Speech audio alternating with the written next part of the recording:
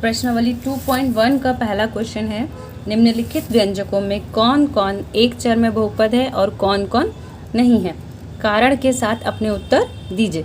तो सबसे पहले बहुपद क्या होता है, दो या दो से अधिक चर हो चाहे अचर पदों से मिलकर बने हुए व्यंजक आपके बहुपद कहलाते हैं।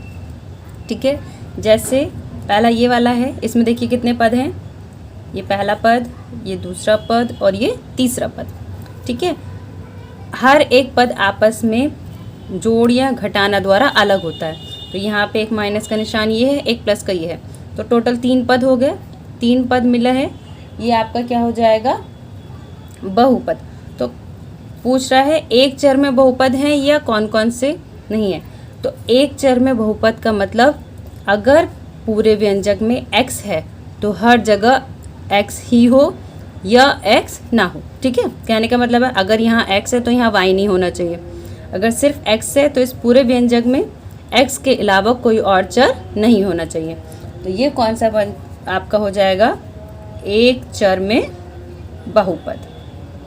ठीक है, बहुपद, कारण इसका वही हो जाएगा क्योंकि ये घात 2 है और इसमें 3 पद हैं। सेकंड वाला है y² प्लस √2। तो ये देखो, ये द्विपद है। ठीक है, द्विपद से मिलकर बना हुआ है, y की घात कितनी है, 2, तो ये भी आपका क्या कहलाएगा, बहुपद। एक चर में बहुपद होगा क्योंकि y है, y के अलावा कोई और सा चर संख्या नहीं है, तो इसका आंसर भी यही हो जाएगा, एक चर में बहुपद। अगला है थर्ड, 3√t प्लस t√2। ये है तो एक ही चर में, लेकिन ये पूर्ण संख्या नहीं है। ये बहुपद होने के लिए ज़रूरी है कि प्रत्येक घातांक पूर्ण संख्या हो। यहाँ पे घात t की 1/2 है जो कि पूर्ण संख्या नहीं है, इसलिए ये बहुपद नहीं होगा। यहाँ लिखेंगे बहुपद नहीं है। अगला है चौथा, y + 2/y। यहाँ पे अपॉन आ गया, अगर हम इसे सॉल्व करेंगे तो y + y की पावर -1 2, यही तो होगा। अब ये जो -1 घात आ रहा है ये भी आपकी पूर्ण संख्या नहीं है, इसका मतलब ये व्यंजक भी आपका बहुपद नहीं होगा। तो यहाँ पे भी लिखेंगे बहुपद नहीं है। पांचवा है x की घात 10 प्लस y की घात 3 प्लस t की पावर 50। ये सारी पूर्ण संख्याएं हैं और यहाँ पे चर हैं कितने, 3 हैं। पहला x, दूसरा y, तीसरा 3 तरह के चर हैं इसमें। तो आप क्या लिखोगे, इसमें 3 चर में बहुपद हैं। चर सारे लोग जानते हैं, जो a से लेकर z तक संख्याएं होती हैं वो चर संख्याएं होती हैं जिनका मान अनिश्चित होता है। 3 चर में बहुपद है। यह आपका फिनिश होता है फर्स्ट। क्वेश्चन नंबर 2 है, निम्नलिखित में से प्रत्येक में x² का गुणांक लिखिए। तो सबसे पहले गुणांक क्या होता है, कोई भी पद जो किसी भी चर संख्या से मिलकर बना हो, जैसे 2x है। ठीक है, तो इसमें ये आपका क्या है, चर, और ये आपका क्या है, अचर। तो किसी भी चर संख्या का गुणांक उसके आगे लिखी गई वो संख्या होती है। ठीक है, फिर चाहे यहाँ पे 2x हो, 2x² हो, 2yz हो। ठीक है, जैसे यहाँ देखिए इनमें पूछा क्या है, निम्नलिखित में से प्रत्येक में x² का गुणांक। क्वेश्चन में ध्यान दो, सिर्फ और सिर्फ x² का गुणांक बताना है, यानी इन सब में जहाँ जहाँ x² होगा बस उसका आगे का नंबर बताना है। इसमें x² कहाँ लिखा है, ये, इसके आगे का नंबर कुछ नहीं है, तो हम क्या मानते हैं यहाँ पे 1। तो आप क्या लिखोगे, x² का गुणांक कितना हो जाएगा, 1। ठीक है, दूसरा देखो, 2 - x² प्लस x की पावर 3। अब यहाँ पे x² का पूछा है तो x² ये रहा। यहाँ ध्यान दीजिए x² के आगे माइनस लगा है, प्लस का तो हम चिन्ह नहीं लगाते, लेकिन माइनस होगा तो हम चिन्ह जरूर लगाएंगे। इस यहाँ कुछ नहीं है तो 1 मानेंगे, तो पूरा गुणांक आपका क्या हो जाएगा, -1। प्लस माइनस में बहुत ध्यान रखिएगा।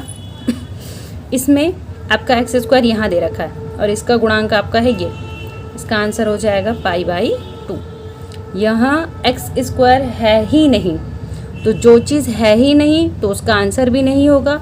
कुछ नहीं होगा का क्या मतलब हो जाता है? ज़ीरो। तो इसका आंसर आपका हो जाएगा। तीसरा है 35 घात के द्विपद का और 100 घात के एक पदी का एक एक उदाहरण दीजिए। पहले सवाल को सबसे ध्यान से पढ़िए। कह रहा है 35 घात के द्विपद का, यानी कोई भी व्यंजक, कोई भी बहुपद लीजिए, कितने पद का होना चाहिए? 2 पद का। हम कुछ भी यूज़ कर सकते हैं 2 पद में, लेकिन उसमें घात क्या होनी चाहिए? 35। किसी भी एक पद की घात क्या हो? 35। ठीक है, आगे पढ़ो। और 100 घात के, 100 घात का मतलब अब घात क्या होनी चाहिए? 100। 100 घात के एक पदीय का उदाहरण दीजिए। एक पदीय, अब कोई भी एक पद मानना है जिसका घात कितना होना चाहिए? 0। पहले ये देखो, 2 पद द्विपद घात का पहले मान लेते हैं। हम मान लो x-2 मान ले रहे हैं। द्विपद घात कितनी होनी चाहिए इसकी? 35 घात का। तो x की घात हम क्या लगाएंगे? 35।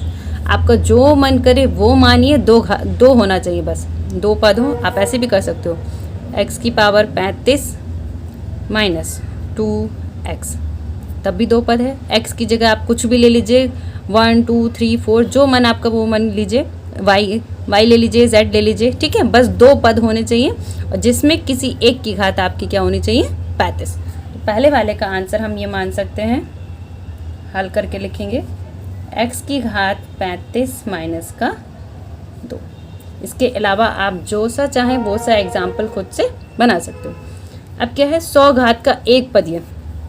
अगर आप बोलो, सिंपल सा नंबर ले रहे हैं, अगर मैं बोलूँ कि मैं 1 की घात 100 लगा दे रही हूँ, तो क्या ये बहुपद या एक पदीय होगा? नहीं, ये सिर्फ एक नंबर्स हो जाएगा। क्यों? क्योंकि यहाँ पे आपकी अचर संख्या है। बहुपद जब भी होता है जब हम चर संख्याओं को लेते हैं। तो यहाँ पे एक पद में आप a से लेके z तक कोई सा भी नंबर लो। यहाँ मान लो हम a ले रहे हैं, तो a की घात हम कितनी ले रहे हैं? यहाँ पे 100। आगे आपका जो मन हो वो लगाइए। √2 लिखिए, 5a की पावर 100 लिखिए, 2x की पावर 100 लिखिए। बहुत से एग्जाम्पल हैं, तो जो सा एग्जाम्पल आपको अच्छा लगे आप उसमें यहाँ पे लिख दो। यहाँ लिख दे रहे हैं 5a की पावर 100। बस इतना सही था। क्वेश्चन नंबर 4 है, निम्नलिखित बहुपदों में से प्रत्येक बहुपद की घात लिखिए।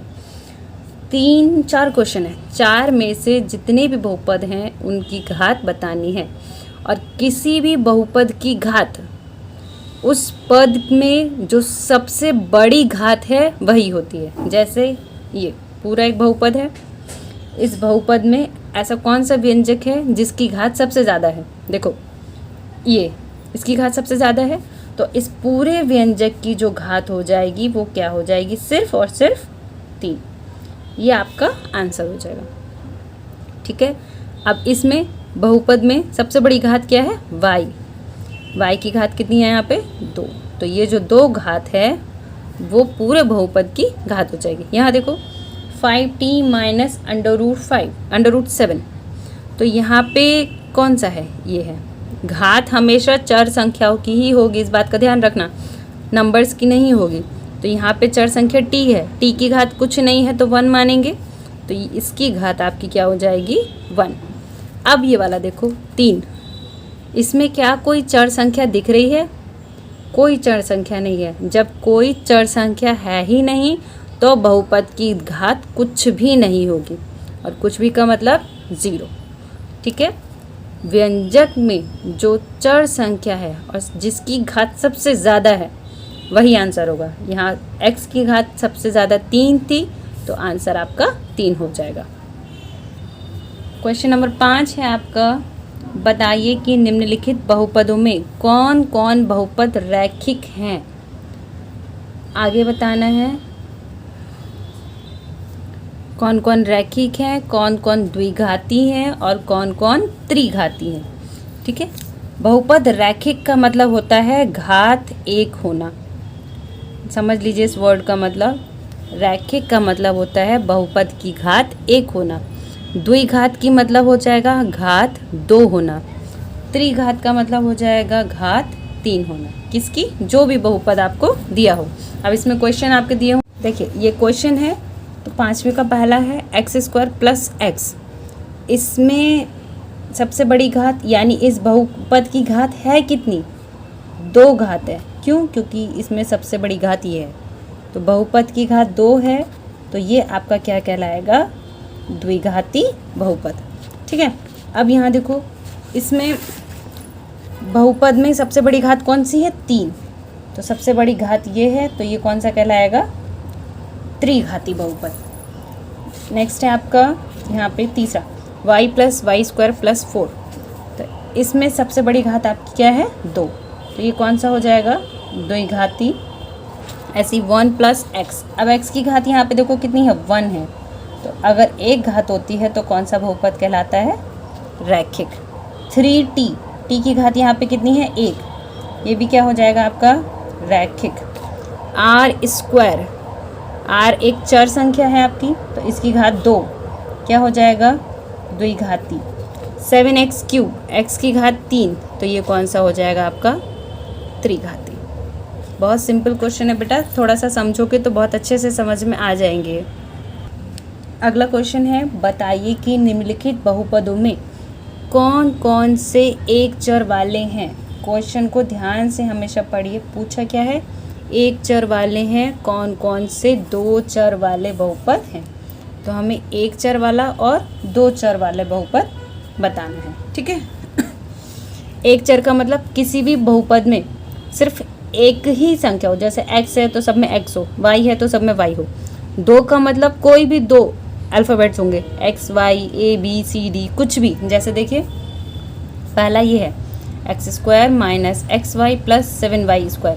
तो यहाँ हमें सिर्फ चर ध्यान रखना है, कितने हैं। पदों की पूछा नहीं है, सिर्फ चर पूछा है। तो पहला चर आपका इसमें कौन सा है? x है। दूसरा चर देखो पूरे में कौन सा है? y। तो टोटल कितने चर हो गए इसमें? 2। आप क्या लिखोगे? 2 चरों में बहुपद कहलाएगा ये। ठीक है, बस इतना आंसर लिखना है। सेकंड देखो कितने चर हैं? पहला, दूसरा, x और t के अलावा इस पूरे व्यंजक में और तो कुछ नहीं है ना, तो ये भी कौन सा हो जाएगा? 2 चरों में बहुपद। आगे देखिए ये t³ - 3t² + 4t - 5। इसमें सिर्फ t के अलावा और कोई सा चर संख्या नहीं है, तो ये क्या हो जाएगा? एक चर में बहुपद कहलाएगा। ठीक है, इसका आंसर हो जाएगा एक चर में बहुपद। ये वाला देखो xy + yz + zx। टोटल कितने चर हैं? x y z। इसके अलावा कोई नहीं है। टोटल कितने होगा? पहला, दूसरा और तीसरा। तो हम क्या लिखेंगे?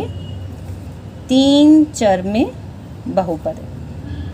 बस इतना बताना था इसमें आपको। 7 है, निम्नलिखित व्यंजकों में से बहुपद को पहचानिए। अब आपको बताना है बहुपद। तो बहुपद होने के लिए सबसे पहले तो क्या क्या चीज़ होनी चाहिए? घात जो है वो पूर्ण संख्या होनी चाहिए। कभी भी घात आपकी इस फॉर्म में नहीं होनी चाहिए, ना कि इस फॉर्म में हो। ठीक है, ध्यान रखिएगा, इस फॉर्म में नहीं हो और ना ही इस फॉर्म में हो। इसके अलावा जो भी बचेगा ना ही इस फॉर्म में आपकी हो, जैसे y/x की घात जो भी लिखा हुआ है, ठीक है, वो आपके बहुपद में नहीं आएंगे। जैसे देखो पहला दिया है 4x³ - x² - 3x + 7। सब संख्या नॉर्मल है, इसमें घात 3 2 1 आराम से दिया हुआ है, तो ये आपका क्या हो जाएगा? बहुपद। ये वाला देखो 2x³ - 3x² + √x - 1। इतना सब तो ठीक चल रहा था, लेकिन इसमें क्या आ गया आपका? √x। ये नहीं होना चाहिए, तो ये आपका क्या हो जाएगा? बहुपद नहीं है। ठीक है, देखिए 2/3x² - 7/4x + 9। ये आपका नॉर्मल नंबर्स है। हमको इन संख्याओं से कोई मतलब नहीं है, हमको सिर्फ इसकी घात और इसके पोजीशन से मतलब है। यहाँ पे ऑलरेडी x की घात 2 और x की घात 1 आराम से दिया हुआ है, तो ये भी आपका क्या हो जाएगा? बहुपद। ठीक है, ये वाला देखिए, इसमें 2x² - 3x + 4/x + 2। यहाँ तक तो सही है, ये भी सही है, लेकिन यहाँ पे x क्या आ गया? आपका नीचे आ गया है, तो जो कि x की घात क्या बनाएगा? -1। और x की घात -1 आपका पूर्ण संख्या नहीं है। ठीक है, इसको ऐसे लिखेंगे, 4/x को हम लिखेंगे 4 इंटू 1/x, तो हो जाएगा 4 वो एक्स की पावर -1, इसलिए एक्स की पावर -1 आएगा। ये आपका क्या होगा, बहुपद नहीं होगा। आंसर में आप लिखोगे बहुपद नहीं है। ये वाला देखिए, एक्स की पावर 4 माइनस एक्स की पावर 3/2x -1, ये तो चल जाएगा, ठीक है। ये नहीं चलेगा, यहाँ पे एक्स की घात 3/2 दे रखी है, पूर्ण संख्या इसमें नहीं आएगी, तो ये बहुपद आपका नहीं होगा। ये है 2 + 3/x + 4x, यहाँ पे भी x अपॉन में आ गया है, अपॉन में नहीं आना चाहिए, तो ये भी आपका बहुपद नहीं है। अभ्यास का आखिरी क्वेश्चन है, निम्नलिखित बहुपदों में से अचर बहुपद, अचर बहुपद किसको बोलते हैं, संख्याओं को, ठीक। रैखिक बहुपद, घात जिसकी 1 हो, सिर्फ घात की बात हो रही है यहाँ पे, इसमें द्विघात बहुपद यानी घात 2 हो, और त्रिघात बहुपद यानी घात 3 हो, उनको पहचानना है।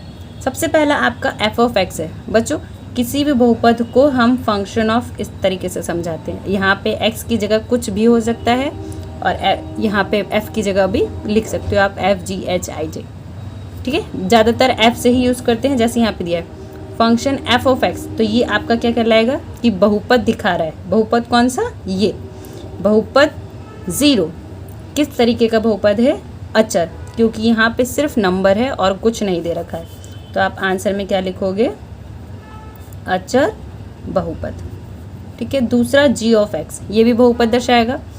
2x³ - 7x + 4, यहाँ से लेके यहाँ तक कितनी घात है बहुपद की, सबसे बड़ी घात 3, घात 3 है, तो ये कौन सा हो जाएगा, त्रिघाती बहुपद, ठीक है। अगला h(x), इसको भी बहुपद से रिप्रेजेंट करेंगे। -3x + 1/2, यहाँ पे चर संख्या कौन सी है, ये है, इसकी घात क्या है, 1, तो इसकी घात 1 कौन सा हो जाएगा, ये रैखिक बहुपद, ठीक है। लास्ट है p(x), बहुपद ये 2x² - x + 4, बहुपद में सबसे बड़ी घात क्या है, 2, तो ये कौन सा हो जाएगा, द्विघाती बहुपद। ये वाली एक्सरसाइज बच्चों बहुत इजी है, एक बार ध्यान से अगर समझ लोगे तो इसमें कोई दिक्कत नहीं आएगी। एक्सरसाइज ये वाली कंप्लीट होती है आप लोगों की।